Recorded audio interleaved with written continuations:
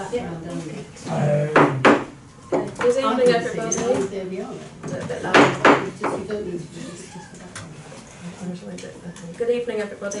Thank you very much for joining us tonight. Thanks for coming from Golf to all the officers, councillors and members of the public who are here this evening for our inaugural Golf Open Spaces and Climate Action Committee meeting. Before we start, I'll read through the introduction to our meetings in the council chambers. Councillors and officers are reminded of their commitment to the Civility and Respect Pledge and to be mindful of this during tonight's meeting, please. Be aware that the council is video recording this meeting and this will be uploaded to our YouTube channel.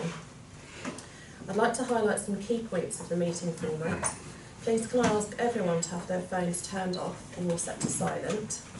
The fire exits are via the doors out of the chambers and down the external fire escape stairs or via the main entrance that you've entered the building through.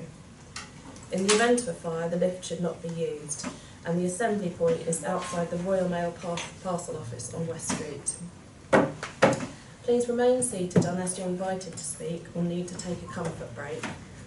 The toilet facilities are out in the corridor you entered through. Members of the public are invited to participate in the meeting with the key points as follows.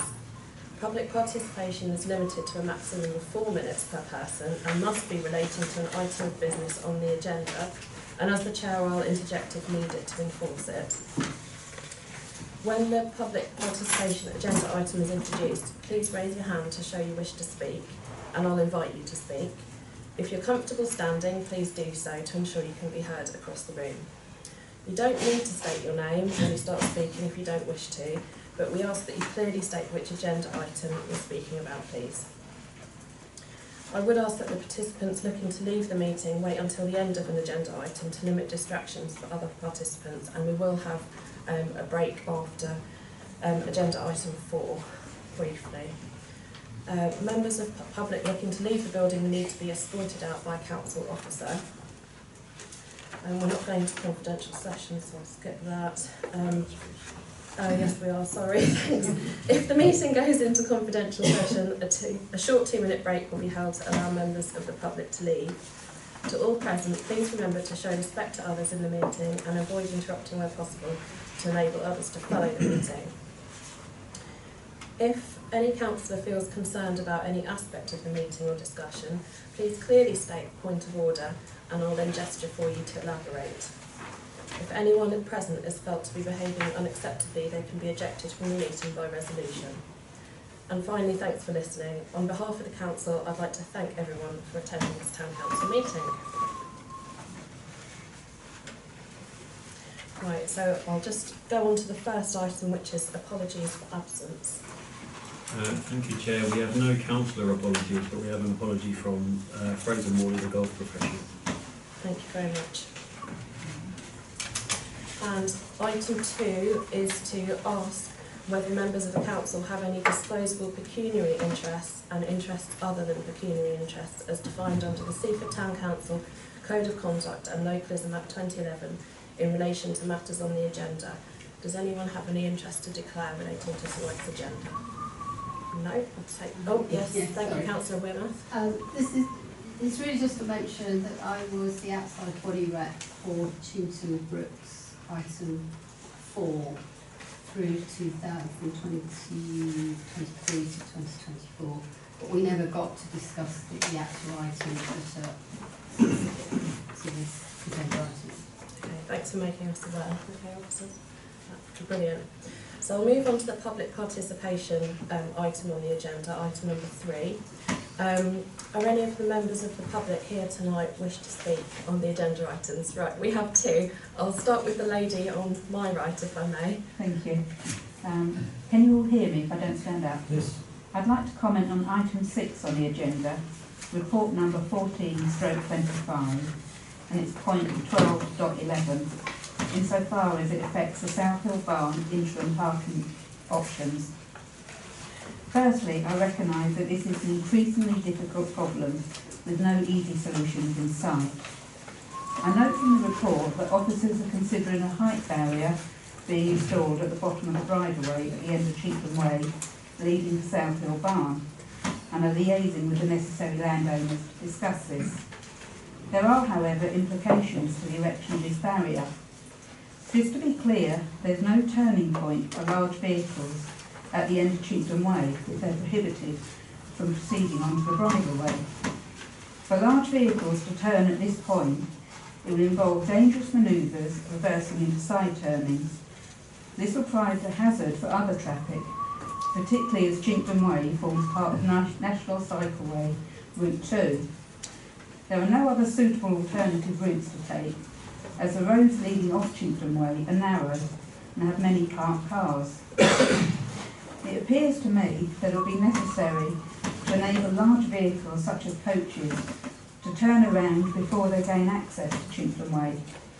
The obvious solution is to use the roundabout at the junction of Cheetham Road, Cheetham Way and Rowington Close, as that will be a safe turning point. This will necessitate liaising with the Highways Authority to ensure adequate signage is provided to alert of the height restriction ahead. And I'd just like to remind officers and councillors, during the Walk the Chalk preparation, it was proposed to use Cheetham Field as a car park. Please remember this was blocked after the intervention by Sussex Wildlife Trust. If this field were to be used as a car park or a turning point, the field would then be classified as a brownfield site. Should this occur, it would be a significant stepping stone towards developing the site. It was only 4 months ago that this council responded to Lewes District Council's consultation on the local plan, strongly opposing any development of this field, which is considered as part of the gateway to the National Park. I just wanted to remind people about that. Thank you very much for your input. Thank you. That will be noted. Can I please invite the gentleman at the front to speak? Okay. My name is Robert Brown. I'm representing the Vanguard Way Association. I'm a committee member of that.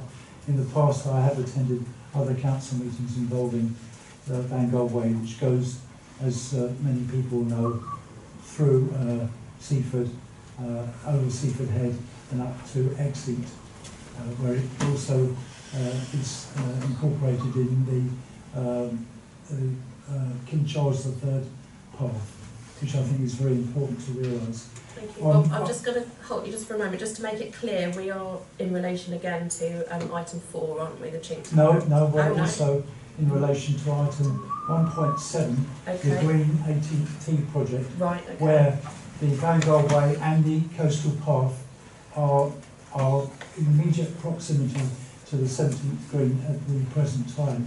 And therefore, if any, I noticed that you've consulted with the Sussex Wildlife Trust and Natural England, but have you consulted with the Inland Coastal Path authorities about how much space you must give, safely from a recited 17th Green to allow people to progress? Unfortunately, a lot of the people that use that part of the path don't have normal access to golf courses.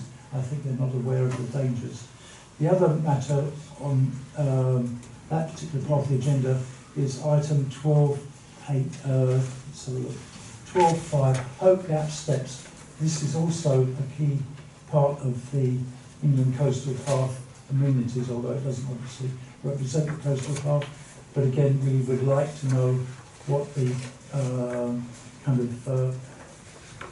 facility is to get the steps reactivated if possible. But as you say, the main item that we're here is about item 4, Cheetham flooding. We have met, I believe you had a party of councillors who have inspected the site. We had a previous encounter with a representative from the National Trust some while ago, I think back in May, and at the time we expressed concern about the diversion path that they were putting up into the kind of surrounding hills, that it was too far away from the existing path and would involve quite a large diversion and quite a stiff climb up. And he agreed at the time, I'm trying to remember his name now,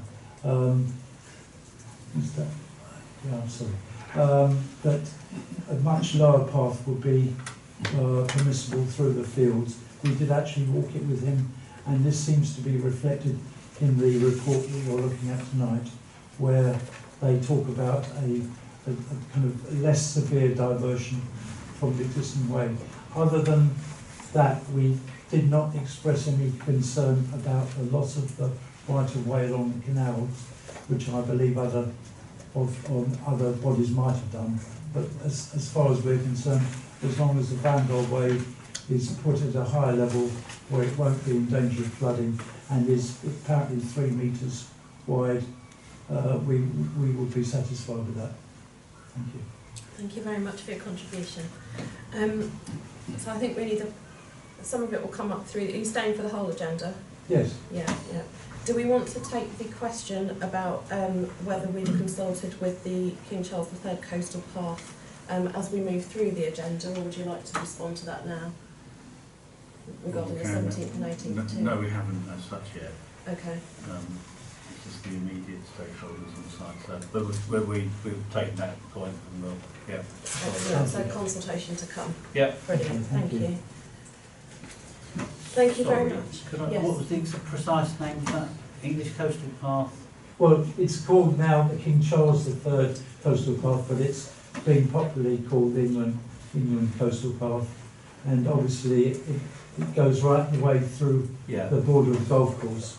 And a particular point, squeeze point, is on the 17th green, where you've got the 17th green and you've got the path, and then you've got the cliff edge. And to me, the danger always was that an errant golf ball might hit somebody, and they might. Okay, thanks. We'll liaise over the appropriate authority to get in touch with them. Okay, brilliant, thank you. Right, thank you very much. So we'll now go forward to agenda item 4, which is the project introduction of Chinkton Brooks. Now this is page 130 in your agenda pack, because it was issued slightly later than the remainder of the agenda, so I hope everyone's found the right page in the right place in the pack tonight. So we're joined tonight. Yeah. Orders need to be suspended. Do you want me to do that already? Well, you can do the introduction, but before you put it in, you need to do that. Yeah. Okay. Thanks. So we're considering whether to approve in principle the moving of a path up across our land according to the National Trust, who are submitting a planning application which is for the Chinkton Brooks site. So I'm going to propose that, as we're joined tonight by Jane Cecil, who's the General Manager of the South Downs National Trust, that we suspend standing orders in order to allow Jane to introduce the piece and then also be able to answer questions directly from members tonight. So if that's agreeable to members, may I have a seconder, please? Councillor Rutland, sorry, I didn't quite see there. And are all those in favour of suspending standing orders? Yeah, that's unanimous. Excellent. So thank you very much. So standing orders suspended at 7:15 p.m. Thank you very much. Right, we have a presentation. It's not a presentation as such, it's more a question and answer session, Yeah. I think, James. Okay. Was there anything you wanted to say to start with, or was it just really to invite questions about the paper that you... Just a few words, I guess. So firstly, thank you very much for allowing me this opportunity. It's really to ask for your help as a town council for the project. So for the project to go ahead, and one thing I should say is that what's going to happen is inevitable. So in a few years it will happen anyway. What we're doing is preempting that by managing it. And we've taken on board comments from stakeholders like the Vanguard Way Association. And the new path that's proposed, when breaches are put through the bank, has a gradient of no more than 1 in 20. So it's pretty good. It follows the contours and it keeps a closer route. But it does involve going across National Trust land and then across Seaford Town Council land. We also share a tenant farmer. So I've spoken to a tenant farmer already about both bits, and she's comfortable. The tenant is comfortable with the route as shown in the plan. I'm walking it in full with her tomorrow actually. I think it's going to be in some fairly rainy weather. But we're going to walk the whole route just so that we can move it little bits if it works for her. We can look at gates and we can look at planting. So it's to ask for your help as a town council. And I'm happy to take any questions. Thank you very much, Jane, for that introduction. Just a point of clarification before I come to Councillor Walraven. The inevitability that you mentioned at the start there, my understanding of that is that due to climate change and general sea level rise and volatility, that the land around there is expected to become wetter and marshier as time goes on. Is that correct? It is, and also it wouldn't take a lot for the river to breach through the banks. And what we're doing is, rather than let that happen naturally, we're sort of preempting that by doing managed breaches. And that just means that we can control the situation. If there is a catastrophic breach, then the footpath will be lost. And in some ways that's more dangerous, I think, than managing the situation. Thank you very much. Councillor Walraven. Thank you, Chair. Who would be responsible of maintaining the footpath? So if it becomes designated as a public right-of-way, then as I understand it, the East Sussex County Council, as a highway authority, would be responsible for managing the surface. But if there was any issue with that, then obviously, as we're asking for your help, then the National Trust would pay for any maintenance. Thank you. Thank you very much. Any other questions? Councillor Mee? Thank you. I just wondered, you say it's not going to be surfaced, so to speak. Is it going to be, if it's on an incline, is it going to be levelled? And it will be levelled. And how will it be designated? Because until it's actually used, you don't know that it's there until there's a kind of desire line, you don't see it. Will it be kind of staked, or is the farmer happy with that? Or I think it's probably likely that parts of it will need to sort of flatten it out and regrade it. And then the idea is actually to mow a path. That's what we've done in the past, so that people realise where it is. okay. And that that's partly why I'm walking it in full tomorrow. But some of the gradients are quite steep, so it will actually be obvious where the path is. There's an old historic path, and we're hoping we might be able to use some of that. So there are parts of flat land, and others of it it's obvious, I think, where the path would be. Thank you. Any further questions from councillors? Councillor Buchanan? Thank you, Chair. I won't stand up if you don't mind. I think everybody can probably hear me. There's a couple of issues about the hedgerows. Would you be reintroducing hedgerows on the pathway? So we probably wouldn't hedge either side because of the impact on the landscape. So what we would tend to do is do scrub planting, and that's partly why I'm walking it with the tenant farmer tomorrow, because her desire is not to have full hedges, but to have bits of scrub which are better for birds, and also possibly some trees to provide shelter for stock. So she's going to change to cattle rather than sheep, so there'll be cattle in the fields. Thank you. Do you have any further questions, Councillor Buchanan? I might, after I've just made my notes here. Yes, our standing orders are suspended. Please go ahead. Just one question, just to clarify something you said previously. When you said about it potentially being designated as a right of way, do you know the process that would go through to make that happen? Is that something we would need to apply for? It would make sense, I think, to designate it as one path. So we would do that on your behalf. And that's what would make the county council responsible for maintaining it. Yeah. So I just thought we should clarify how that would come to be. Okay. As we've got standing orders suspended, am I right to go to a member of the public? Yes. Can I just clarify something about, you said that you might have cattle in the fields, we do try and avoid having a pathway that crosses fields where cattle are, because obviously there have been reported, injuries from cattle, whereas sheep tend to run away from people, cattle certainly don't, particularly obviously in certain seasons. So would that be a matter of maybe having warning signs up from the tenant farmer? I'm sure we could do some signage. The issue with having sheep is that if we're essentially allowing people across both those fields and they graze, there's a lot of dogs, and the tenant farmer isn't keen on keeping sheep. And also cattle graze slightly differently. It's not really chalk grassland, and the way cattle graze can create slightly longer grass, so actually that's better for biodiversity Thank in this area. you. Councillor Honeyman, you have your hand up. Thank you, Chair. Yes, when you look on the route of the proposed path, I mean, you might get to the stage where obviously the existing one is a public right of way. So will it possibly just get transferred at a certain stage, and then the existing one wouldn't be a public right of way? I mean, is that how it works? Will they both be public rights of way?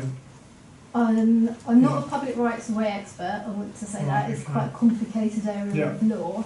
But as I understand it, unless you actually extinguish a footpath, the public right of way remains. And also, a couple I mean, so why do you want it similar? You don't want any form of paving, like what you might get in a park, for example, that style of, or forest. You know, the type I mean. That's you don't want anything like that. You'd rather have it existing. in that. Can I put a supplementary into that, Councillor Honeyman? So I grew up near there and know that area quite well, and we actually went and walked it again with all these papers in mind the other night. Evening rather, it was daylight.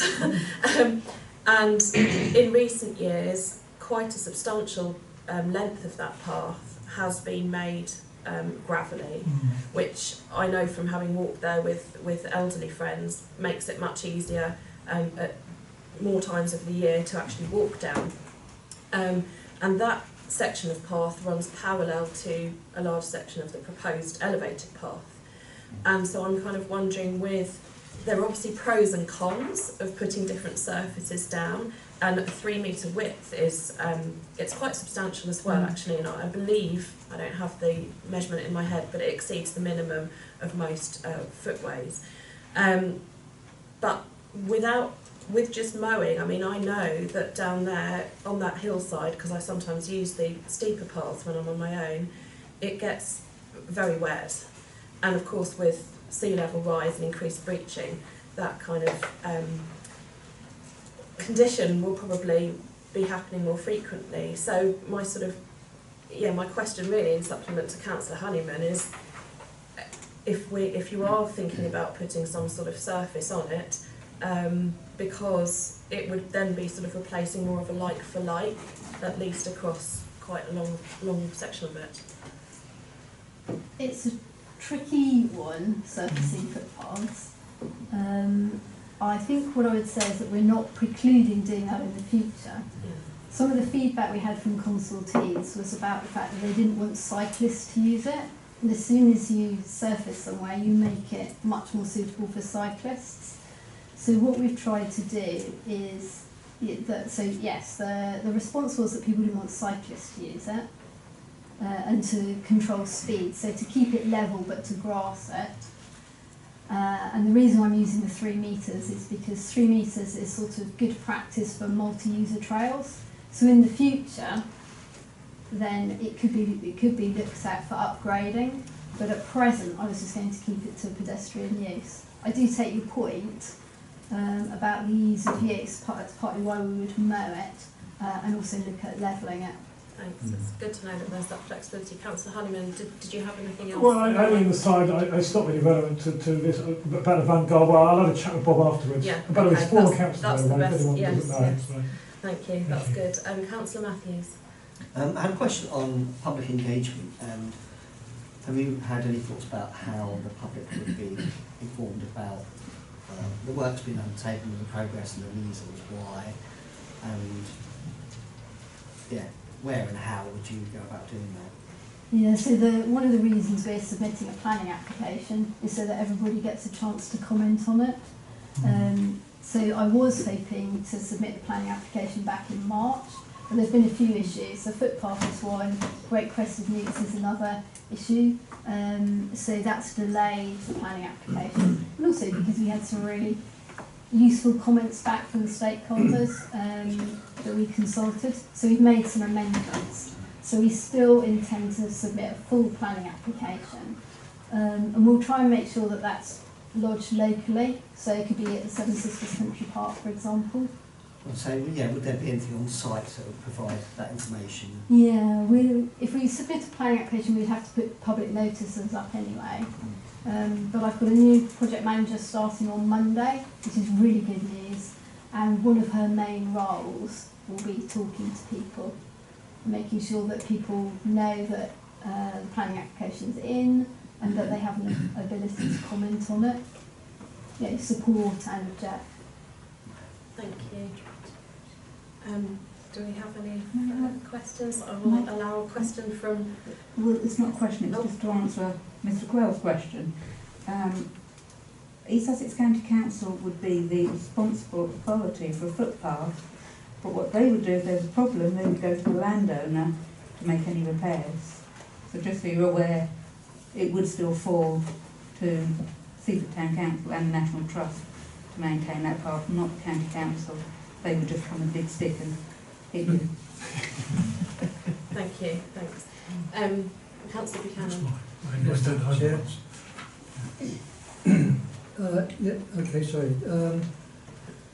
Is there any benefit to the Town Council from any biodiversity net gain from what's being done as part of this plan?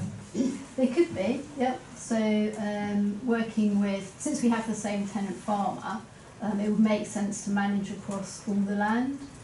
She's certainly interested in introducing more wildflowers. She's interested in introducing patches of scrub, as I said, which is good for migrating birds. So she generally has an interest in that.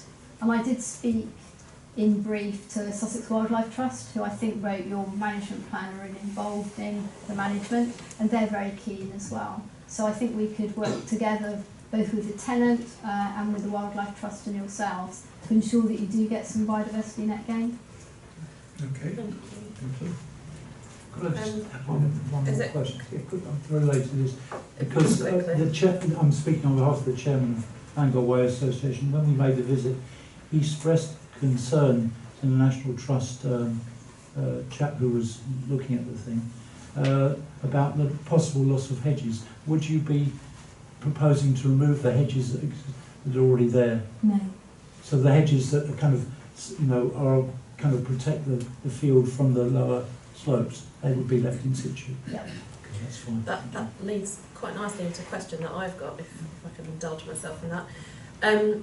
So currently the lower path, which is there, and if the planning, if the project goes ahead and permission is granted and agreement is reached upon, you'll be making this higher path. Would the two paths exist in tandem for us, an unspecified length of time? And what does the modelling say, the flood and water level modelling say about the condition of the essentially salt marsh land that will be coming up and the ability to farm it? Will there become a time, presumably as the level rises and the habitat changes, that perhaps it won't be suitable for livestock, or will it be adaptable? Like I know in some other parts of the country, they just change the type of livestock that's on the land and products that come from it.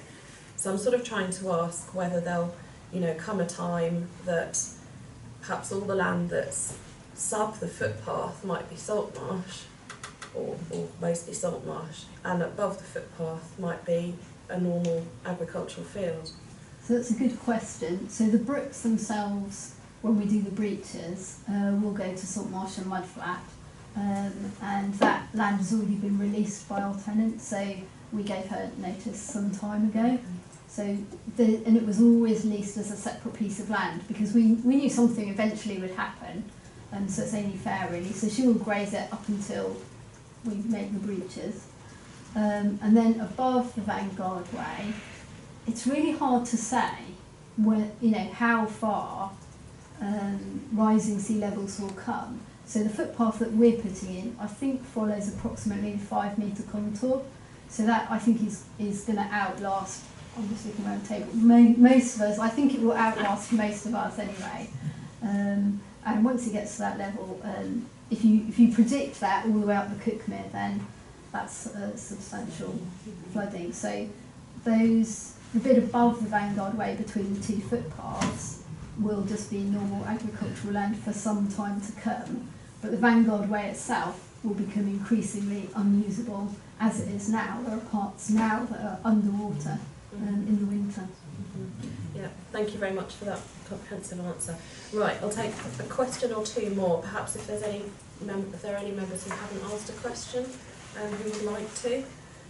In that case, oh yes, Councillor Wheeler. I had a more general question about not so much our land, but how do you physically propose to make the breaches?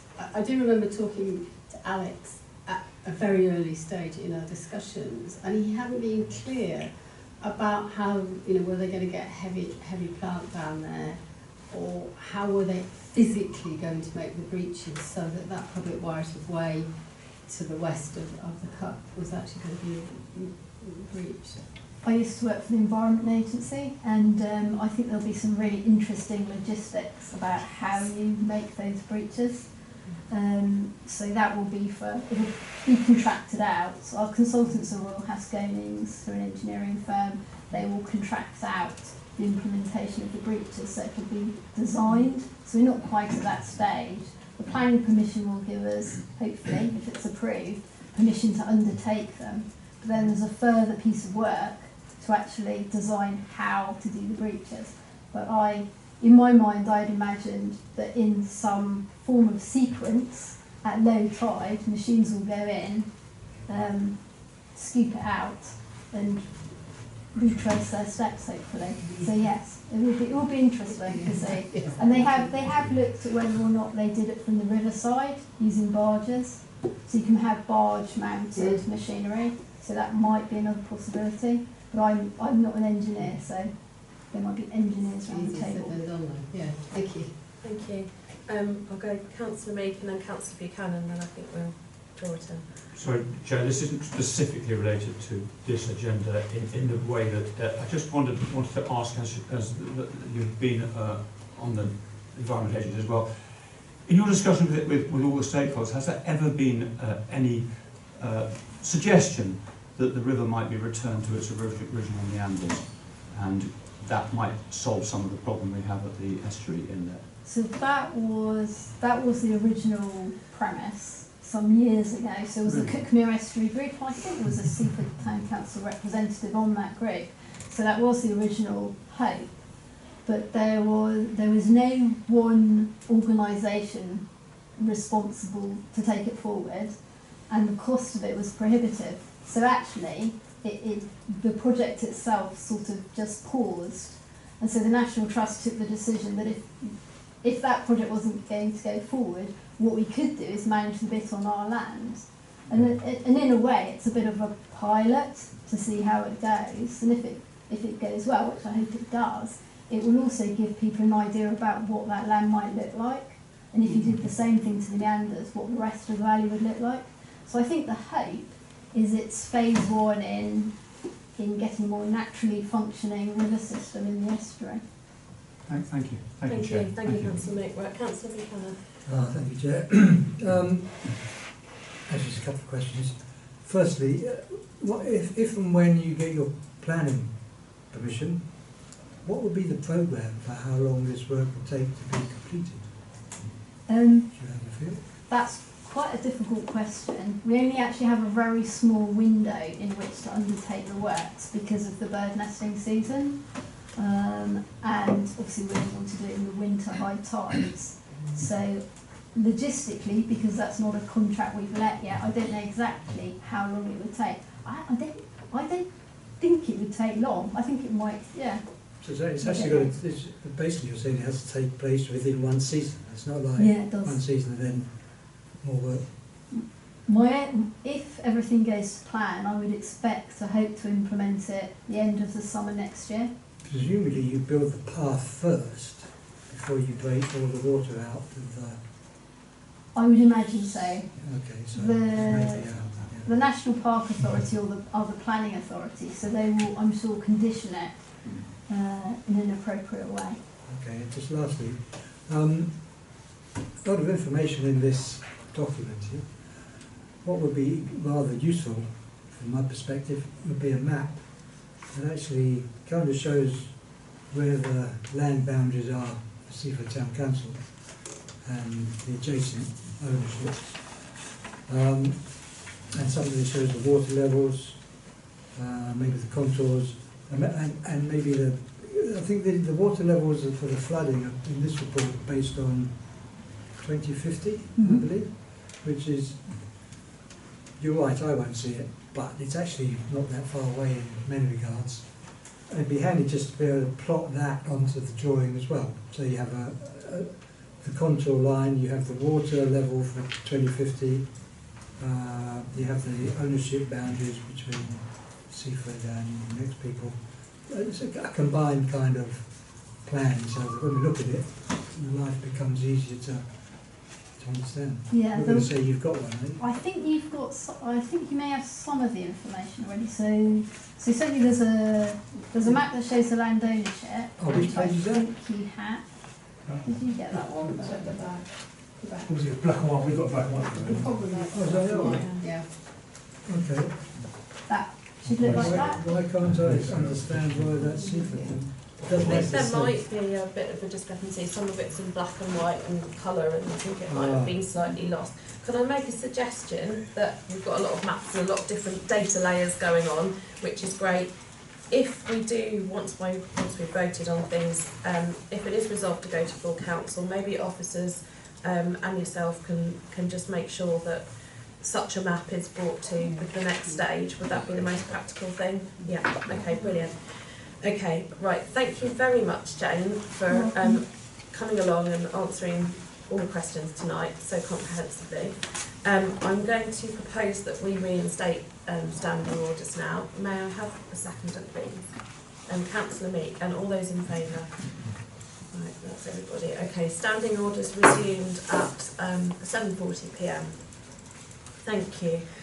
Okay, I'll now move to the recommendation for item 4, which is to approve, in principle, the new path across Seaford Town Council land, subject to future planning permission being sought, and recommend approval in principle by full council. Can I have a proposer, please? Councillor Meek, and a seconder, Councillor Wearmouth. All those in favour, please show your hands. Right, everybody then. Okay, great, that's carried. Thank you very much. Right, I'll now suspend again. Yeah, I'm going to suspend, well, I'm going to propose to suspend standing orders to have a short break to allow those who wish to leave to be sorted out. So I'll just suspend at 7:41. Recommence the meeting at 7:44. Thank you very much, everybody. Right, we're moving on to agenda item 5, which is back to page 6 of the agenda pack, which is the golf course update report. So thank you very much to Simon Lambert, our course manager, for joining us tonight in connection with this item, and to Sean from the Seaford Golf Club as well, coming along. So I'd just like to open that up for discussion and introduction. Would you like to give a bit of an intro, Simon? Yeah, good evening everyone. Being the season it is, and in terms of budget, there's not a lot of change. There's no real updates to what I've reported, but I welcome any questions that you may have for any part of it. Thanks very much. And just before we move to questions, I do want to say that you will have found on your desks, members, that there is a very helpfully prepared golf course jargon buster document for anyone who hasn't been previously on the golf committee, to help you familiarise and follow what's going on here. And can I just ask, slightly outside, is there going to be another opportunity for members to come and visit the golf course when it's perhaps not quite so busy, as we did at the beginning of the term, perhaps, for anyone who wants to familiarise further? It's not been discussed, No. but it certainly can be proposed. We might discuss that later. Okay, brilliant, thanks. Right, yeah, so any questions for Simon? Councillor Honeyman. Thank you, Chair. I'll speak to you, but I know someone's listening. But just a query over. You're talking about obviously remarkably dry winter, but obviously a remarkably dry spring as well. I don't know the exchanges with the irrigation, and you say you've had water pump issues as well. So is everything back on track now with those at that aspect? Indeed, yeah. So the deficit in terms of rain and evapotranspiration is huge. I don't have an exact millimetre record for you, but it's quite large. With regards to irrigation, we're up and running. It was a control issue, so we still had pumps, but we didn't have control over the use of two of them. They balance each other out, so they cycle to ensure that they both pump the same amount of hours. But it's now back up and running, and the one is making up for lost time to try and balance out back out again. Okay, thank you. Great. That's good to hear. Thank you very much. Any further questions? Yes. Councillor Warley? Yes, thank you for a comprehensive report. It's good that you're encouraging youngsters, figures for the youngsters, memberships. Yeah. No, it's, Yeah. with the increase in the age in membership, it's important, and I think we've done quite well, especially compared to our golf courses, to bring in a lot of juniors. So. That's great. Councillor Matthews? I was interested in the fact that the income went up. So I was, I don't know, you might have explained it in here, but what was the reason for that increase? Because it seems quite substantial. We create a really good golf course. No, I think in general, golf saw a bit of a boom during COVID. We are quite welcoming to visit golf societies alike. Membership's still at a good level, but we seem to attract a good number of visiting players, and as membership in other places has gone down slightly, so you find that a lot of people move around. They'd rather play a number of different courses, and being open to welcoming people on, it goes a long way to bring those in.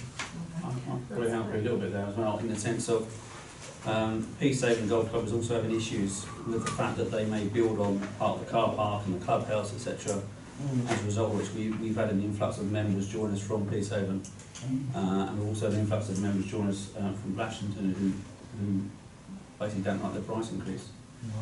So offering value for money is actually giving you a better return. So. That's great to hear. Thank you very much. That's great. Well done. Any further questions or comments? Is there anything else you'd like to add, Sean?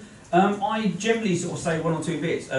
We got full of praise for Simon and his team. It has been incredibly dry. I think you did give me some millimetre stats a few months ago, which I think was only 8 millimetres in March and 11 millimetres in April, compared to around 70. So it's been a struggle for every golf course, and there's England Golf have actually announced some adverse weather conditions where, because the fairways and are cracking up and bits and pieces, and grass growth just isn't there for a lot of courses. You know, we're quite lucky we've got a very natural course with one of the oldest courses in the country, so a lot of the modern courses built on clay land are very much struggling this year. So praise to Simon and his team really for what they've done. And pass our money if you've got it, please. We've sent a bill in. Actually, Golf England this year introduced, because a lot of golf clubs have been paying their fees late the last few years. And I think we've sent a bill in by our treasurer to hopefully get paid before we get penalty fees this year, which they've introduced. Noted. Thank you very much. Thank you. Oh, one final point.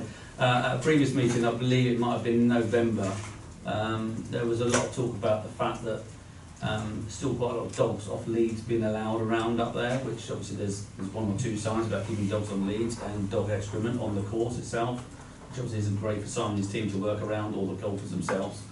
And there was going to be some additional signs put up. I don't believe that has happened, is it, Simon, do you know? No additional ones yet. No, we did an audit on the existing and making sure that the footpaths are correctly signposted. No, there hasn't been any additional ones yet.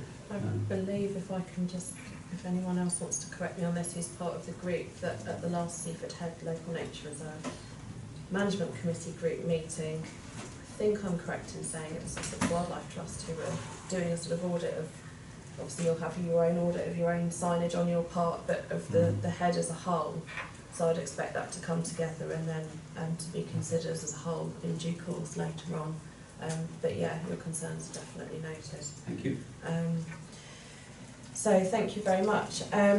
Those of us who were on the golf committee beforehand will recall that we approved the sale of some of the machinery that had been replaced, and we've got a recommendation here, apart from noting the contents of the report, to explore purchase options for the replacement machinery and utilise the capital income from those machinery sales to make the purchase in accordance with the financial regs, of course. Is there anything you wanted to say in particular about the purchase of the new machinery? Yeah, so just to add to that, I think I'll put it in a report, but just to clarify exactly what we're asking. So we have a 5-year replacement plan, and we do finance leases on those machinery. At the end of that 5 years, we pay a peppercorn fee, we own the machines. So we replaced 2 like for like and then sold the old machines.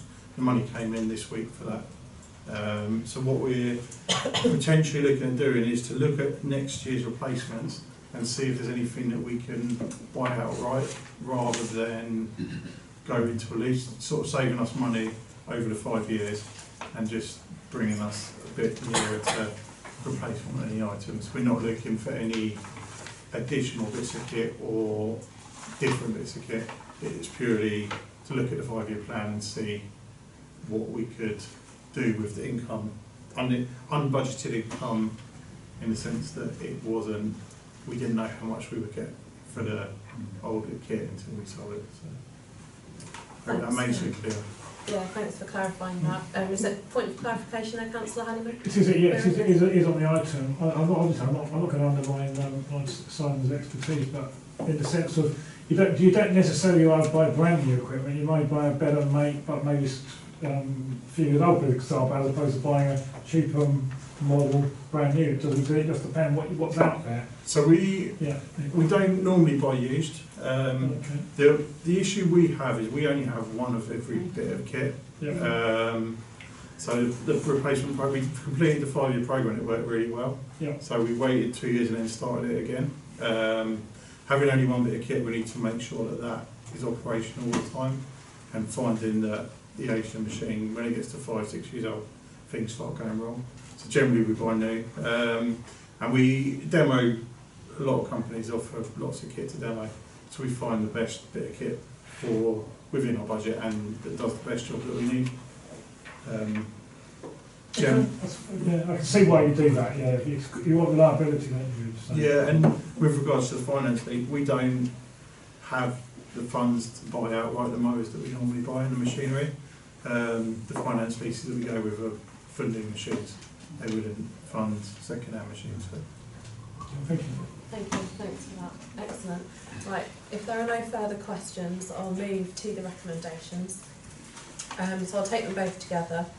The committee has recommended firstly to note the contents of the report, and secondly to delegate power to the golf course manager and our responsible financial officer in consultation with the chair of the Golf, Open Space and Climate Action Committee, myself, to explore purchase options for replacement machinery and utilise the capital income from machinery sales to make the purchase in accordance with the Town Council's financial regulations.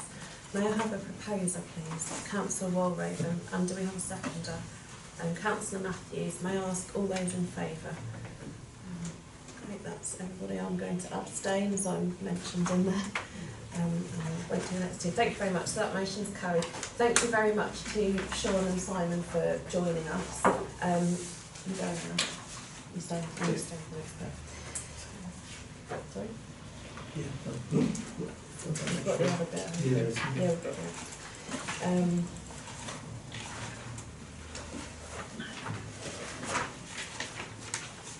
There's your one. You go, you stay. You stay. Good. Fine. Right, okay, let's move to item 6. The last one we packed. Which is the Golf Open Spaces and Climate Action Projects Log and Update Report. So that's page 13. So I'll pass to our town clerk. Yeah. Sorry to say before you pass. No, that's okay. Thank you, Chair. In the absence of the Operations and Facilities Manager, this is the first New Look report for this committee, which lays out an update on each of the aspects of the terms of reference within this committee. And as you'll see in the paper, it proposes that going forward we will have a heading of each of the pieces of terms of reference in this committee and then give an update, if there is one, for each part. And I'd welcome any questions. Yeah, any questions on this agenda item, please?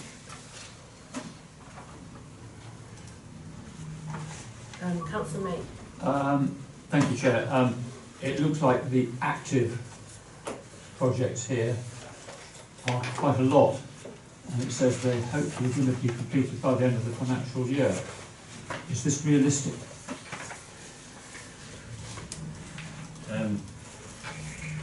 Through the chair, I'd like to think so. Officers in the projects and facilities team are working at pace to try and manage as many of these projects as they can. The project log has been changed from what the former project log looked like in terms of when it was all together in community services. We've stripped it in half. Some of it's assets and facilities, some of it's here. And then once we've done that, we've then gone through each of the projects to try and identify those that are, actively being worked upon, those that are pending and those that are on hold. And the green ones are the ones that the team are confident that they're working on, and hopefully we will be in a position by the end of the year that they all will have completed. Thank you, fantastic. Thank you. I might, if I may, with the town clerk, just add to that, obviously, as members and hopefully everyone around the table knows, there's been quite a recruitment effort going on in the council, and I'll just say for the benefit of everybody in the public here that some of that will depend a little bit on the ability to continue that recruitment so that we've got a full team. But yeah, that's an optimistic outlook, I think. Excellent. Councillor Weymouth. Thank you. First of all, I've got a point of order because it says agenda item 4 and it should be agenda item 6. Thank you very much. But moving on to my main comments, they're about agenda the section 12 about Seaford Head Estate. On page 16, 12.1, it says that an inspection of the cliff top rope will take place in May, and I just wondered if we had any results about that. And similarly, the issue very close to my heart about Hope Gap steps and the survey, and I'd just like to welcome an update on that, if possible. Thank you. Okay, through the chair, the cliff top safety inspection was undertaken by Bob Offland, the inspector, on the 30th of May. And he has produced a report in the last week which focuses on a number of issues at the cliff top which need to be worked on. So they are namely the chain link fence in places that it needs repairing, where there's parts missing and parts that have collapsed. There is a step over fence on the way up from Splash Point which needs repairing. We've got the signage up there which says no cycling and which says cliff edge needs repainting in some places, along with some small signs that show the people falling off the edge of the cliff, or the yellow sign. I don't know what the official name of it is, but that's what it looks like. And the cliff top the cliff top path along by Seaford Barn is getting increasingly closer to the edge, so it needs spikes. So those are all issues which Bob has asked for either the new maintenance officer or for contractors to quote for, that he's identified as being obviously safety issues. And in terms of the second part of the question, would it be right if I pass over to you, Paul? Yeah. Yeah. So, in the short term, there is concern about people still using the steps. It's the current arrangements that have deteriorated, so they're not effectively preventing people from using the steps. So, we're proposing to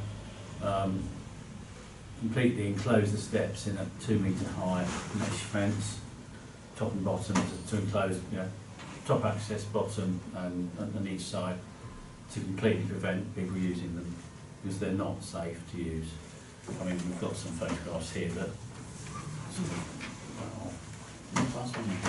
the photographs that I'm sending around are of the top flight of the steps and the top landing, which you can see have been undermined significantly to the point where they're liable to collapse pretty much at any time, exacerbated by the fact that they're not sitting on chalk, they're sitting on what I believe is called louse, which is a sort of sandy, silty, wind-blown deposit back in a previous epoch, which is very friable, rapidly deteriorates to the point where wind and rain can, and I think as we've spotted over the last winter, even with the dry season we've had, that's been undermined even more. So that top flight is basically incredibly dangerous. So we risk assess this. Obviously, it's a pretty formality. It's a formality, but obviously that risk assessment has declared that area to be completely unsafe. Hence why we're proposing to enclose these steps with that fencing. So that's in a nutshell. If I can just add to that, I mean, obviously that's a temporary measure as I say, health and safety. That's not the long term. No. That's a temporary measure to prevent it being used. The main issue is that we can't block the bottom of the stairs. With any sort of ability at the moment, as things are, there's no way of blocking the bottom because of the tide. And so, we also heard stories that they're being used by the Coast Guard and by other people on occasion, so there are already people up and down those stairs, regardless of what we've done to try and block it off. Councillor Moore. Thank you, Chair. I just wondered if that decision going to be made from a health and safety point of view. I think it's really important that we communicate that in a huge way to the public, so that they actually understand why. Yes, this is the whole problem. We keep on getting people saying, "Well, we've gone up and down. It's been. I remember my children and all that kind of stuff." And we need to print photographs like this, so that people can actually see, and then they'll understand. Otherwise, we're just going to keep on getting these complaints. And I think it's just really good communication is what we need as a council. Otherwise, we're going to fall into kind of this terrible position where we're being blamed all the time, and it's not our fault. We're trying to protect people. Thanks very much, Councillor Meek, for your point. I was going to make a similar point, particularly as well as the general public, with key stakeholders who might be using those steps. And I'll just pass to the town clerk who can illuminate that. Through the chair, we've already had discussions internally about the fact that we need to make sure the comms are really good on this. We also need to involve the RNLI, the Coast Guard, and various other agencies in terms of making sure that all of our messaging is the same. We need to put messages on the beach, east and west of there, to show that there's no exit via Hopegap steps, so that to reduce the risk of people being cut off on the beach. That is in hand, and it will be something which we'll do alongside the works that Paul's laid out. Thank you. Thank you, Chair. Thank you very much, Councillor Getting on to that, with the signage at the top, because from those photos, it's obvious to see you can't see that undermining from the top. So maybe something on a sign that very clearly says, what you cannot see is that these have been severely undermined and are incredibly dangerous. So that's why this is closed. Please do not pass the barrier for your own safety. But there is danger that he's out of view. You need to be aware of that. Something like that, make it as crystal clear as you can. Thanks for that. I agree with the signage. I think through the chair, what Paul is proposing would actually physically block anyone from being able to go on the stairs anyway. They'll still try and get round it, because my kids have gone down there for years. So just something that says, it is there for a reason, and the reason is what you cannot see the other side. And maybe a blown up version of the photo or something, I don't know. But just make it crystal clear that it's there for a very good reason, not just because we're being offered and we don't want to pay for new stairs. Because that's not the case in the slightest. Thanks. Okay, some great contributions there about the Hopegap steps. If there are no more questions specific to that, I'll move on to the Southfield Barn parking, because I have something to input on that. So we've heard from a member of the public, and we also had a written contribution from a member of the public expressing concern about a height barrier being installed at the bottom of the, it's referred to here as the bridleway, which it is. I think locally it's known as the Army Road or the Tank Road going up to South Hill Barn. It's a very sort of, in inverted commas, wicked problem, this one. I think we've had many discussions on it in other meetings. It's great that officers are exploring what we can do. I just wonder what the route forward is following where we are at the moment. So we're looking at the potential feasibility of a height barrier. I know as part of the South Hill Barn working group there have been many discussions and there's also been a traffic survey done, and I just wonder what our route forward is as a council on this particular issue, whether the town clerk and perhaps Councillor Buchanan, who leads the South Hill Barn working group, may like to give an update further to any of this. I'd like to go first. Right, oh, I can certainly give some bit of an update. I suppose the first thing to do is just understand how the South Hill Barn working group was set up. It was originally under the auspices of the Climate Change Subcommittee, which reported to the Community Services Committee. With all the new committee arrangements, South Hill Barn working group still exists, and it will now report to this committee. That's correct. Okay. So when, again, just by way of a bit of background, following the November 4 council meeting, the originally agreed scope for the South Hill Barn working group was to actually arrange to establish a governance model. But at the first South Hill Barn working group meeting, following that full council meeting, it was decided that the best way to move, it was best to move the setting up of the governance model until the new GOSCA committee was in place, and there may, and when other additional staff would be available to support this. So at the moment, the South Hill Barn working group still exists. The governance model is kind of sitting to one side at the moment, which I think is fine, given the scope of the work that the South Hill Barn working group is looking at.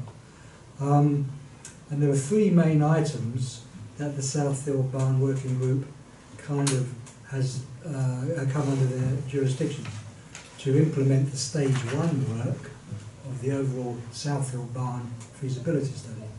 And the first one was to complete the peak season traffic data gathering and receiving the traffic consultant's subsequent report. So at the moment we have already carried out an off-peak, as it were, traffic study, and we understand it's off-peak, but it does actually provide some very useful data gathering. We're now in the process of looking at how to brief the traffic consultant for the next stage of the traffic data gathering, which will be in August, whenever the peak season is determined. So that's not too far away. And from that data gathering and the usage of the previous off-peak gathering of data, the traffic consultant will produce a finalised report, which will come to this committee probably around September time. All as part of that, we will be trying to understand various issues related to, is it a good idea or not to put a height limiting barrier in place and all those kinds of things. As it turned out, we also need to prepare a brief for the appointment of a consultant to study and report on the provision of power and water to the site. So that's something that's in train, and very soon we'll have something that we can report back to the working group and subsequently to GOSCA in order to get these guys on board to study the water and the power to the site. That would have no effect on the parking. That's a separate issue, but still part of what the South Hill Barn working group is undertaking. As it happens, when the South Hill Barn working group reconvened earlier this year, the bigger issue, not so much the overall parking for which we're still working towards, which is the peak season traffic analysis. It became clear that there were some issues that might be needed to be attended to as an interim measure for this coming season. So we have actually engaged the traffic consultant to prepare a report on what measures might be able to be applied. As it turns out, we have this report back now. We had a meeting with the traffic consultant to just review his draft report last week. Some questions came out of it. We'll get the final report again shortly. What I would say is it might prove very difficult to actually apply any interim measures for this season. But that's something that we can debate within the working group and within this committee and within Seaford Town Council. But there is definitely movement towards trying to resolve what is a very sticky issue, and it's fully understood that the number of the number of people visiting South Hill, and it's not actually South Hill Barn they're visiting quite honestly, they're visiting Seaford Head. But South Hill Barn parking seems to be the place to needs attention. So that's kind of an update on the South Hill Barn working group and the status of the parking, the interim parking study, and the final peak season parking data gathering, which will happen later. Thank you, Councillor Buchanan. I'll let the town clerk contribute further, then we'll come to Councillor Matthews. Thank you. So just in answer to your question you asked at the beginning about the parking, the height barrier, we can't do that on our own, even if we wanted to. We need to liaise with the owner of the land, and we have reached out and are meeting with the owner of the land at the bottom of the bridleway before we can know what we can do going forward. So at least we have the options available that we can bring to councillors for approval. Thank you. Councillor Matthews. It's just the clerk, I suppose, really is when the traffic surveys come back in their full. I think I don't think a big part of the Gosco meeting is going to be sufficient to kind of cover it. I think we're going to need an extraordinary meeting to kind of thrash through the data that is. So you're really querying the sort of route, how we consider. Yeah, I think we're going to need. Yeah, I think because it's going to bring back lots of interesting data that we're going to want to debate, as you say. Right. So I think we just need to be mindful of maybe penciling a date later on in the year where we've got that space to consider the information. Sorry, just yes, quickly Councillor Buchanan. Have no fear, Councillor Matthews. The data when we get it back, which will be round about after the August, it will be thoroughly looked at and open to everybody on the committee, no doubt about that. And all the conclusions or the advice or whatever that comes back as part of that report will also be fully and properly looked at. It's not just the working group per se, but it comes back to that first, and then it opens up. And can I just ask for some clarification on the report that's come back? I haven't seen what it contains, but if there are some relatively small, softer measures, I'm not talking about the installation of a height barrier, but there could be things, I don't know, I imagine such as some signage or something up the top. Is there anything that may be able to be done under delegated authority this season, even if it is minor, whilst the more major interventions would need to come back to committee? Yeah, I mean, I think there are. It obviously depends on what those recommendations are, but we're not going to come back to committee for minor things that can be done at officer level. Great. That aren't going to be controversial and aren't going to upset anyone. Yeah, okay, great. So we've got to get that balance right between being nimble as a council and trying to do something versus exploring things properly and consulting and if there was something like a height barrier, signage and so on, because nothing happens in isolation up there, does it? I think, as we all know. So it's trying to find that route forward and that balance forward. Councillor Weymouth, did you want to say something on this? Did you? I did. Sorry, Oh, Councillor yes. Meek, sorry. Yeah, I think it's Councillor Mick. Yeah. I've got one or two comments more than questions, but please. Thank you, Chair. I just, as we're in public and on recording, but also for the public in the room, I want to just record that we did all get that letter from the people in Chington Way, and it was made very good reading, but I would reassure the members of the public that the working group has gone through hours of personal discussion about all this, and we've practically everything that they itemised and raised, we've discussed at length, and we certainly wouldn't be putting up a height barrier without considering what happens to buses, traffic, emergency vehicles, tractors. It's all been looked at. We wouldn't just shove it up there without first of all making some plan for what happens to buses if they can't get up there. I mean, this is a very long process, which is why it's taking such a long time. And as Councillor Buchanan says, it's a very thorny problem. And I'm sure that the members of the public are frustrated, as we are, but we've got to try and get it right. And that's why it takes consultation. And we do, Councillor Matthews said, will we be able to see all this evidence? We will, but we are talking to an expert about it as well. People who are trained to kind of look at how to deal with traffic and parking. So I hope we will get that kind of very experienced advice, and then we can make decisions off the back of that.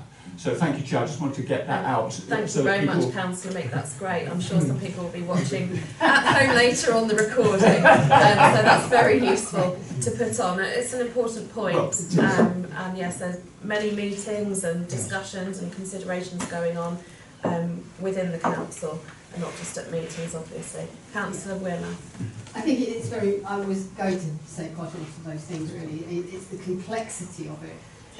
Our major task this year is the very large buses, which are dangerous. We then have to think about the commercial aspect, that they are going up there, they're taking dozens of fee-paying passengers up there, and we are not benefiting from it. And there are the issues, as we talked about toilets. They're not using the concessions very much. They are going, they're taking their selfies, they're getting back in the buses. The buses and the tour companies making quite a lot of money out of this, as we know from their discussions and participation. And we are not making anything out of this, and we're not contributing to our economy. But we have to think about what is possible on a timed basis. And we think that probably what we have to do is think about extra space for the commercial vehicles, because the public safety issue is very much there. But we also have to be kind to local residents who value that all year round. So I think it's about the priorities, and we need to see something try and change this season. But we need experts, we need analysis, and we need data in order to make sure that we're making the right level of decision in due course. But we must be aware, as a residents, about the parking and the downflow or downstream effects that we have if we block coaches going up there. So it is very complicated, and we need to take all this, as we know, into consideration. But we need to think about public order and safety up there during this season. Thank you very much, Councillor Weymouth, salient point there. And I'll just add that 12.3 is kind of related, talking about the forthcoming Seven Sisters National Nature Reserve, of which I'm the outside body representative for the council, so that means I attend all the partnership meetings from that. This is the current and biggest issue that I'm voicing every single time at those meetings. Now, the National Nature Reserve hasn't come into being yet, and even when it does come into being, there's likely to be some sort of development phase, be it a year or two, while sort of things get properly sorted out.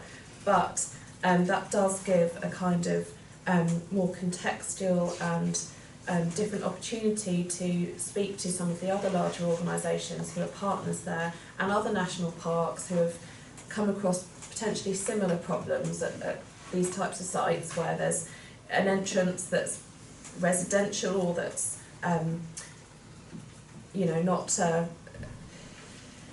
not easily accessible off a big main road, for example, and looking at how things have been done elsewhere and sort of tried to input in. So as well as the site-specific studies, I'm actively trying to find out what other places are doing, have done, and what can be brought in. And I know that the officers who attend those meetings and who speak to those partners on a regular basis are doing the same. And I think, you know, that's one of our main immediate points in joining the NNR, is to try and help with that as well. So yeah, no solution today, but it's certainly being worked on, and residents' views are certainly being heard. So, do any other members have any other questions on the rest of this agenda item? Okay, I would just like to say before we move to the resolutions, thank you very much to the officers for putting this together. I personally found the format to be much more informative and easier to work through, so thank you very much for that. And it's nice to have the introduction to the table at the beginning. I would just say, being a ward councillor for Seaford South, and the fact that I'm around at the Seaford Community Garden every now and then, that it would be good to have the Seaford Community Garden under the crouch, just to have an update from them as well, because they're quite an active group there. But yes, fantastic. Right, I shall move now to the recommendation, which is to note the contents of the report. May I have a proposer, please? Councillor Meek, and a seconder, Councillor Matthews, and all those in favour. That's everybody. Thank you very much. Right, moving on now. Try and get the number right this time. So item 7, we've got the 2024 to 2025 year-end financial report for the former Golf and Review Committee. So we've got 2 items, 7 and 8, which are both financial reports for the 2 committees which are pertinent into feeding into this new Golf, Open Space and Climate Action Committee. So this item 7 is the first of the 2. So that's on page 22.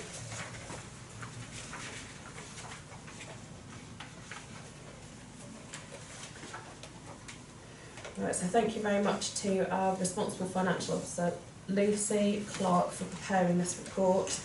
She's not here with us tonight. Is there anything you'd like to say in introduction to this? Not really, Chair, because you've already said it, which is that the 2 former committees, which ended in last municipal year, needed to feed into a committee, and so these 2 are fed into this committee. That's the successor committee. But obviously we welcome any questions. Yeah, thank you very much. We welcome questions. And just to say, I believe that this has already been considered as well by the new Assets and Facilities Committee, so we're kind of being doubly sure to have it featured. Can I ask for any questions from members on this agenda item?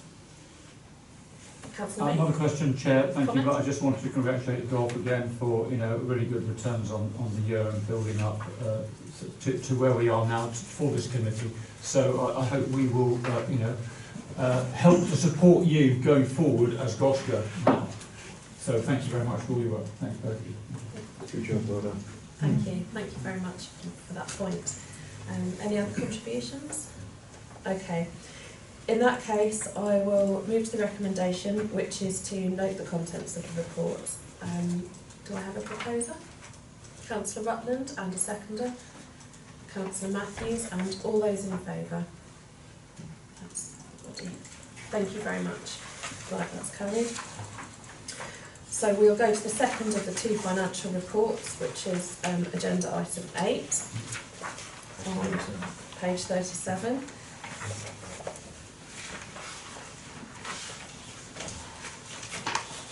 I need to put those coloured sticky things in, don't I? I'll just put it on the laptop. Right, so agenda item 8, which is the year-end financial report for the Community Services Committee. Do you have anything further to add? No, through the Chair, just the same as the previous one, it's just this is related to community services. This has been to A&F committee, but we felt it should also come to this committee because the responsibilities were split across the 2. Thank you very much. Thank you. May I open for contributions from members? Councillor Buchanan? Thank you, Chair. Probably not a contribution to say, but presumably at some point these two budget documents will be converted into a single document related to this committee. Yeah, they have already been. So for this year, there's new budget documents from April 25 onwards. Okay, so that will be for the next meeting. Yeah. This is closing down the year-end report for last year, which obviously the committees don't correlate, so we're trying to bring it to the most relevant committee to sign up. Okay, Thank you. Councillor Rutland? I would just commend the officers on some fantastic work making all of this report extremely easy to read, because the number of budget sheets I've sat and looked over and got very confused over, this is crystal clear and very simple to read, so outstanding work by the officers. Thank you very much indeed. Good job. We'll pass that on to the RFO. Please do. Thank you very much. Thanks for those kind words. Excellent. Right, if we have no further contributions, I'll ask that we move to the recommendations to note the contents of the report. Would somebody like to propose? Councillor Rutland and a seconder. Councillor Wearmouth, and all those in favour, please. Absolutely. Yeah, that's everybody. Thank you very much. Okay, that motion's passed. Right, we'll go now to agenda item 9, which is page 69.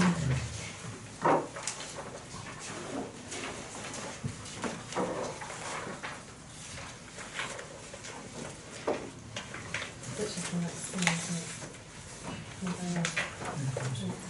Right, so we're on to talking about the granting of a new lease for the base, which is in the Salts. Thank you very much to Natalie Simpson, who has prepared the report. The purpose of which is to seek our agreement to recommend to full council for the grant of a new lease for the base. Do you have anything you wish to say, on this one? Thanks, Chair. So the base currently is in a tenancy at will because their former lease expired. Full council have to approve a new lease, but under the new committee structure that should be recommended to full council by this committee. So this is an opportunity for the committee to recommend the adoption of the lease, and I'd welcome any questions. Thank you. Councillor Meek? Thank you, Chair. I was always mystified as to what this building was for a long time and what it was used for. And then I understood that, you know, Pat White and various other people have been running it for kids, and it's a kind of, you know, music workshop in place. However, I am concerned about two things.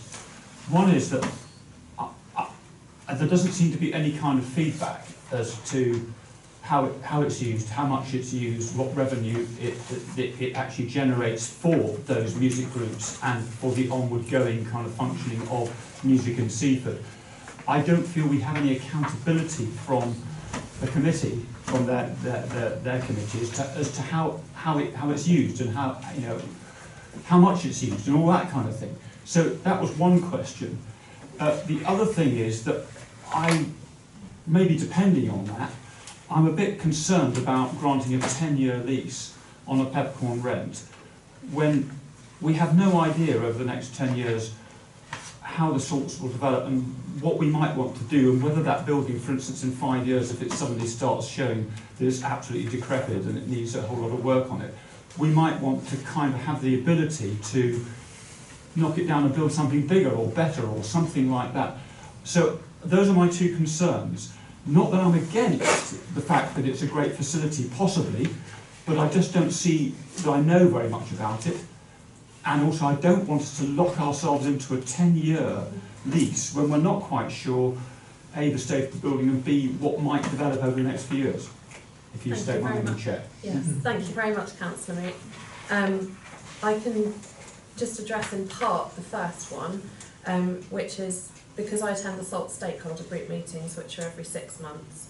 That gives a chance for all the clubs, societies and groups who use the ground to report back how they're using things, any issues that they're having, a chance for officers to pick things up and remedy them and so on. And we're really fortunate that Pat White and the others from the base do attend those and feedback that the facility is quite well used. So we do have some feedback, but we haven't, as far as I know, had sort of feedback in terms of reports and things like impact and so on and so forth. So yeah, perhaps that would be something quite interesting and relevant to bring to full council if we decide to pursue this as per the recommendations.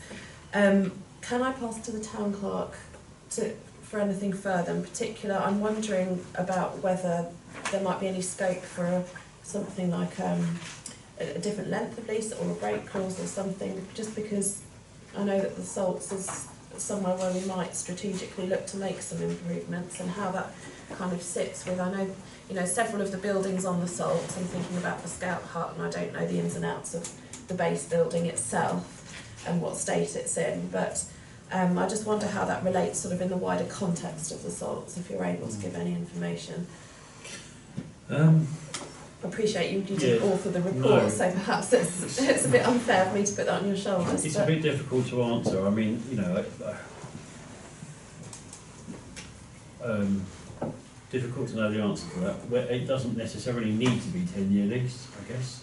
It's not something which we, you know, it's been done on a peppercorn rent, but obviously the work has been done to prepare it as a 10-year lease in conjunction with the base committee. But you know, if councillors think that it shouldn't be for that length of time, or that we should maintain it as it is until we get more information, then that's for councillors to choose.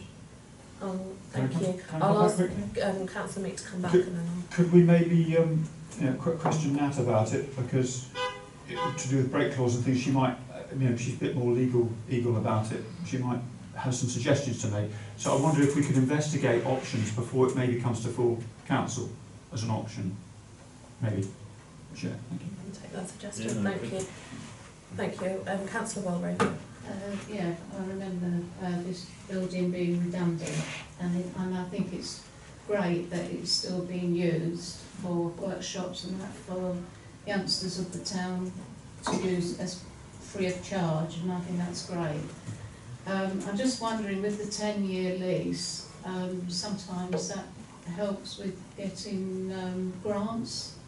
As a shorter lease, you know, some applications are not interested in a short lease, but could there be a clause, a get-out clause for the building or anything like that? Normally, if there's a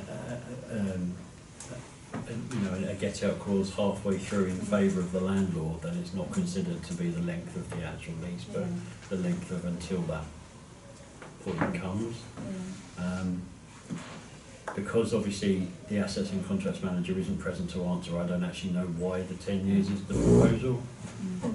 I think I can answer that one. My understanding is just the former lease was for 10 years, and really it's just reintroducing that again. So I don't think there's been any discussions around a different length in time. So certainly we can take that away and work with Nat to explore that and explore break clauses and look at, you know, can we get some data reported back? Could it potentially be something that we ask for within the lease, you know, annual reporting on figures, that's not uncommon in leases, so we can look at that certainly. I think it would be nice to have an end of year report from them. I did request this a number of years ago, and I think we got it once, but I think it would be useful for our own information. Potentially things to celebrate as well. Thank you. I'll go to Councillor Matthews first of all, if I may.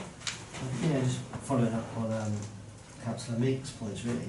I've been down on the Salts in the summer and heard the door's been open and the music's been blaring, and it's been great to see it in use. I think it's probably, you know, it's an asset to the town. It provides opportunities. It would be great to have some kind of like case studies or kind of feedback or something on our website, just about how the officers are using it and what benefit they get from it. Just be helpful for us, and just say it's not many people do know about it. until they're kind of sitting outside a cafe and hearing music playing. So. Thanks, Councillor Matthews. That's something we can take away and think about now. Excellent. Councillor Meek. Just to put in against my proposal, I do notice that it costs £1,600 to get the lease drawn up, so if we did it every 5 years, it's obviously more expensive, but that doesn't mean to say I don't still think it's a good idea that we shouldn't necessarily have it as a normal lease. Thank you. So I'm hearing that, you know, there are various contributions and suggestions. I'll come to you in a moment, Councillor Hanneman, about how, if we do vote to recommend this to full council, that how that report could be fleshed out a bit more if possible. Councillor Hanneman. Well, the strategic development plan hasn't been ditched, has it, for the salt, as far as I know. So that's still there, and that's still the umbrella for the whole site. So unless the officers are going to look at every lease to see if the option is to try and get all leases to coincide with expiry dates and start date, which I don't think that is the case. And I'm trying to work out why we've got all to the 10 years. I mean, I can't work that out. Yeah. You've got to look at the wider picture of the whole site, really, and the other leases. Every lease is slightly different, isn't it? Yeah. They've got different emphasis depending on using it. Obviously, what Councillor Meek did say, that, I mean, there might be a reason why they don't want to, the base don't want to report back, but it's probably the first time I've been in a meeting where we mentioned the word the base ever. So I don't know if that's just interesting that we never really hear about it, but maybe there's a reason for that. So we don't necessarily jump to conclusions why they're not reporting back. Yeah. Okay, great. Thanks very much. So I think, you know, we can take all this on board and think about it as we move forward. And certainly, yes, the salts. I mean, if I can just say that I imagine all these points could be considered against when we look at the salts more strategically and how the park's going to be sort of equipped for the future. So they're all great points. Are there any more contributions or questions from members before we move to the recommendations? Okay. Right, so we've got... an amendment to the... Yes. So we're proposing an amendment to the second recommendation, taking on board what's been said, so that it changes to, it was resolved to request that officers investigate comments made by members, and that subject to that, the committee recommends to full council to approve the granting of a new lease to members of the Vice Committee. And then furthermore, onwards is the same as it was. Okay. So you can repeat that again if it's easier. Yeah, I mean, that needs to be proposed by a member. Yeah, so I'll propose that and see how we get on. So I'm proposing an amendment. Yeah. To say it was resolved to request that officers investigate comments made by members, and that subject to that, the committee recommends to full council to approve the granting of a new lease to members of the base committee. Okay, thanks. Take it that I've proposed that. Can I have a seconder for the proposed amendment, please? Councillor Meek. And all those in favour of the proposed amendment? Right, that's everybody. And now we have to vote on the both recommendations. Okay, so I'll take the recommendations together, which is to note the contents of the report, and the second one is the amended motion, which includes the bit about investigating the comments made at tonight's meeting, which I'm not going to repeat unless anybody particularly wants me to. Thank you. Right, may I... I'm so glad you said that. May I please have... Sorry. May I please have a proposer? Councillor Rutland, and a seconder. Councillor Matthews, thank you very much. And all those in favour of the two? Yeah, that's everybody. Thank you very much. Thanks, everyone. Right then, moving on to item 10. I'm getting lost in all my papers.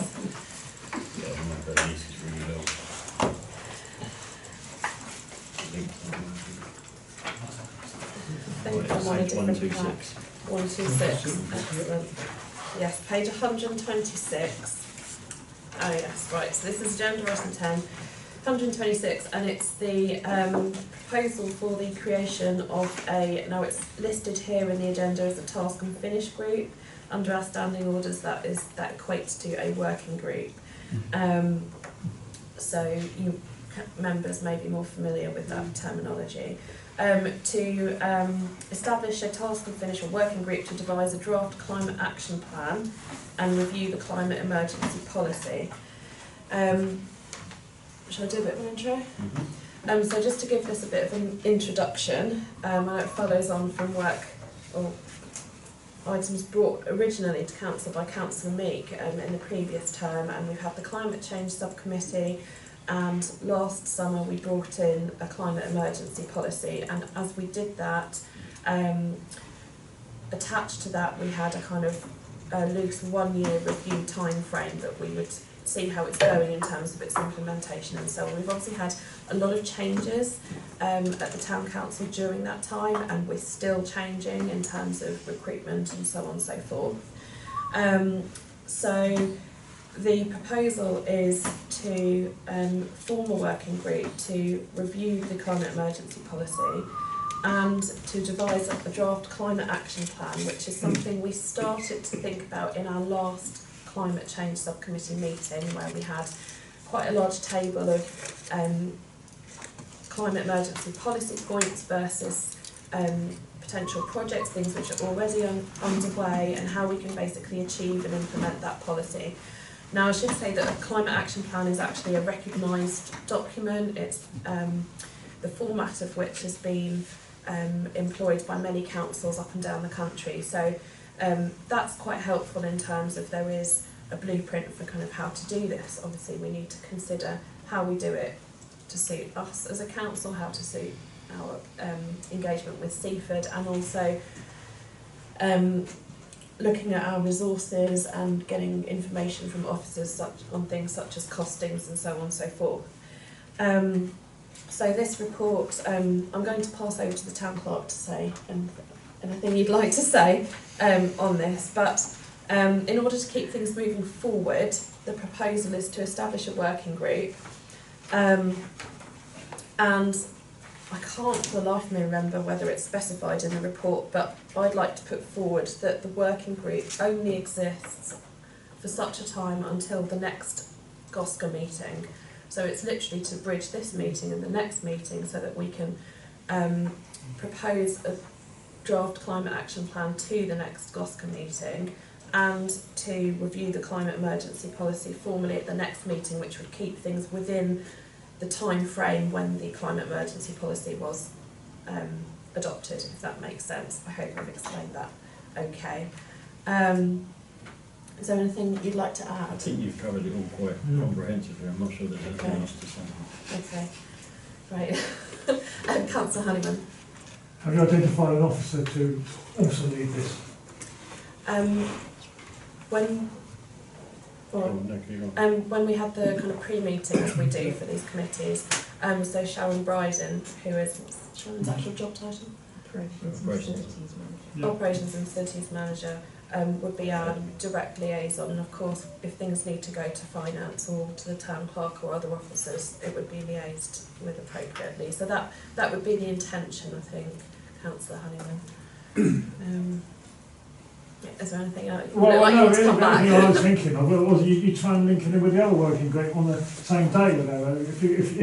If Sharon's still going to be involved with the other one, you sort of, well, unless yourself do it, of course, I mean, you link it in with the same sort of time, you sort of add it on, effectively. Yeah, I mean, you from a practical you see what perspective, thinking of that. Yeah, from a practical perspective, yeah, I mean, I think the kind of aim of this would be to try and bring something as efficiently and quickly as possible for consideration by committee at the next meeting. So, I mean, I would envisage that perhaps if, you know, the members who wish to be part of the working group would convene and come up with something as a draft, and then revert to officers for kind of sense checking, fact checking, extra information, budget information and so on, and sort of come back, and then it comes to committee. So we don't necessarily have to have everybody at every single meeting, and we can just do that in the most efficient way possible. Yeah, and any other queries or comments? Councillor Buchanan? Thank you, Chair. Are we choosing the 5 members, or whatever number of members? today? We can choose the 5 members, and I think if anybody would like to email, I think I'm correct in. So I think, sorry, through you, Chair, what Yeah. we've said in the report is ideally they would be members of this committee sitting on the group, but it may be that actually it's opened up wider. So Yeah. it's whether the committee, if anyone wants to kind of nominate themselves tonight, and then maybe we take it away and open it to other councillors if there is space. Yeah. And my understanding of the standing orders of the working group is that we can actually involve external parties as well for information if we wish to, obviously without incurring cost. So we've got some flexibility in that, to bounce it off other people and other contacts and other local people perhaps. Okay. Right. So I'm going to actually, again, apologies here, but propose an amendment just to the wording of recommendation 2, just so that there's no ambiguity. And I'll effectively put a line through the words task and finish and replace that with the word working group. So my proposal is for point 2, is to establish a working group with the purpose of devising a draft climate action plan and reviewing the climate emergency policy in accordance with this report. And actually I'd like that to come back to the next GOSCA committee, which I should have the date, but I don't. September, isn't it? It is. September the 18th. Thank you. Councillor Meek. Can I just say, Chair, that if that is the case, then we really do need to decide who those councillors are. I would say at this meeting, so that we can actually, and also we need to, maybe amongst ourselves, draft a schedule for how we get to that next meeting with the report. Absolutely. So, if we, how will we do that? How best do that, officers? I mean, it says 3.2 up to 5 councillors, ideally from GOSCA, but can be opened up to other councillors where spaces remain with support from relevant officers. So, I mean, I guess we could ask for volunteers. Yeah. Okay. So we'll go through, do the 2 recommendations, and then ask for some volunteers, and go forward. Do we need to vote on a chair? No, we just sort it out. Okay. All right, brilliant. Okay, in that case, It will identify its own chair at the first meeting. okay, brilliant. In that case, I will propose the amendment to question 2. Sorry, there's a vehicle tooting its horn there, which is really distracting me. Recommendation 2, I'd like to propose that it reads to establish a working group with the purpose, blah, blah, blah, in accordance with the report and reporting back to the next GOSCA meeting on September the 18th. Could I have someone to second if you're happy with that? Councillor Meek, thank you. All those in favour of the amendment? That's everybody, great. Okay, so now I'll take the 2 recommendations together. So the first one to note the contents of the report, and the second one as amended and just read out. May I have a proposer? Councillor Meek, and a seconder, Councillor Honeyman. And all those in favour? Right, that's unanimous, thank you.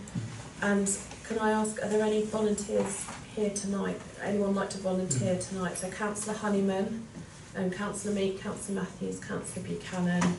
I'll put myself forward. That's it, That's great, that's fine. And if anyone else wants to subsequently join, they can. Okay, brilliant. Thank you. Thanks very much for your willingness to participate. Okay. Yeah, okay. Right, so we're now going to item 11, which is where we propose to exclude the press and public because we're going into closed session.